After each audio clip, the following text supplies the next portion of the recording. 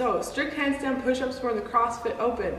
If that was a skill you struggled with, you probably should start picking away at it a little bit, trying to get them for next year's Open. We're going to give a series of progressions and drills that will hopefully, eventually, when you start practicing and putting in the effort, will get you that first strict handstand push-up. Some of this should go without saying, but there are a couple prerequisites we'd like to see our athletes have before they can even start working on strict handstand push-up work. The first is you can actually kick up into a solid handstand, show us proper hollow position for a decent amount of time.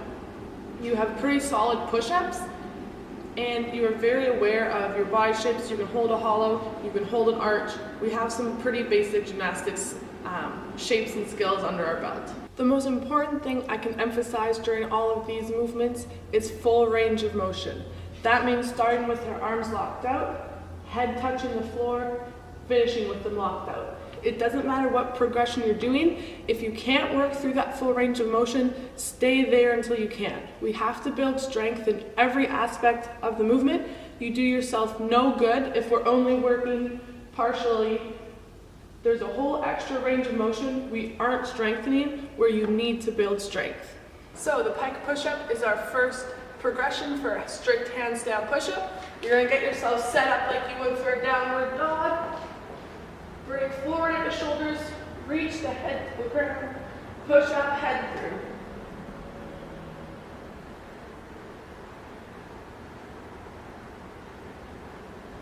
Next we're going to move to a raised box, a stack of plates.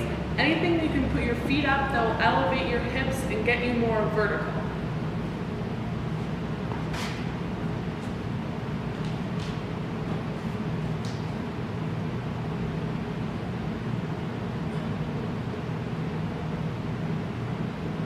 Next we have the handstand push-up negative.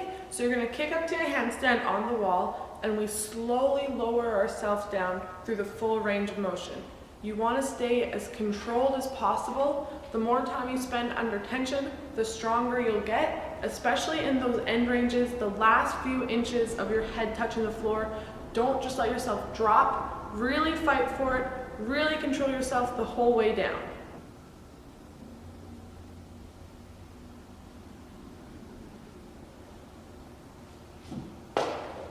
After you've built up a fairly large amount of volume doing those over some months period, you can start to pick away at trying the strict handstand push-up.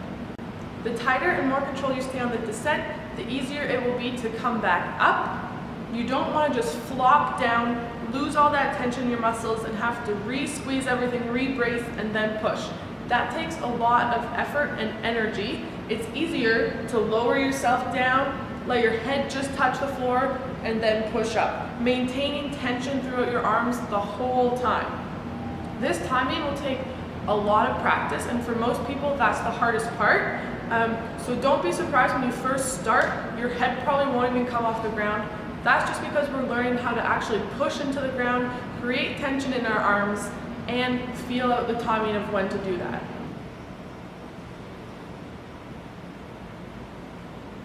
All these drills are a really great progression and a way to build up to the strict handstand push-up. Remember, this is a very hard, technically challenging movement, and it's going to take a lot of time and effort to actually get there. But if you follow these progressions, you should be able to build the prerequisite strength, and then hopefully we can get you that strict handstand push-up.